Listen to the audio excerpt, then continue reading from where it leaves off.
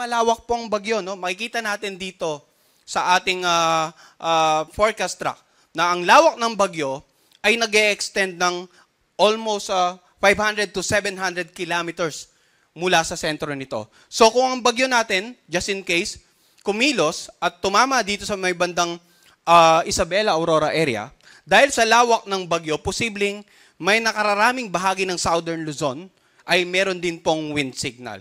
Iyan ang rason kung bakit mayroon tayong nakataas na wind signal na sa mga oras ito. Subalit, paalala, no, ang wind signal number 1, sa unang pagkakataon na itinaas sa inyong lugar, ang ibig sabihin po, meron pa tayong 36 hours bago natin tuluyang maranasan ang lakas na hangin na mula 39 hanggang 61 kilometers per hour sa ating lugar. So ulitin ko, yung lead time, 36 hours pa. At kanina, pinakita natin sa ating mapa, sa ating forecast track ng 36-hour position ng bagyong si Uwan, possibly offshore pa rin. That is Sunday ng madaling araw.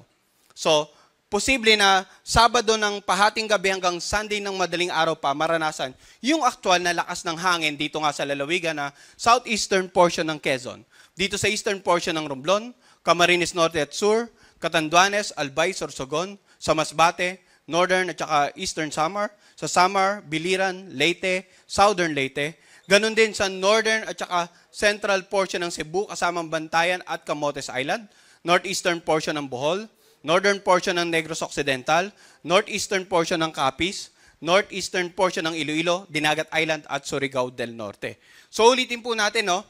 Hindi po dahil nagtaas na tayo ng wind signal number 1 sa mga nabagit na lalawigan, ay agad-agad dapat may mararamdaman na tayong epekto.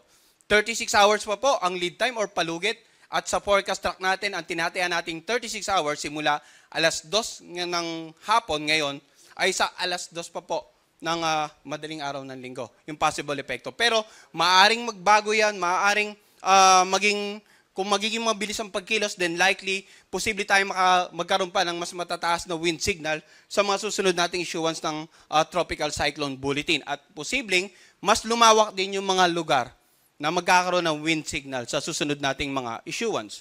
Ngayon, ang mga lugar na may wind signal number 1, kapag naramdaman nyo po in the next 36 hours, usually, ang hangin dyan katamtaman hanggang sa malakas. Occasionally, ang mga karagatan magiging maalon. Pero, habang papalapit ang bagyo, asahan natin na mas titindi ang magiging lagay ng panahon. Mas magiging unfavorable or magiging masungit ang panahon sa inyong lugar.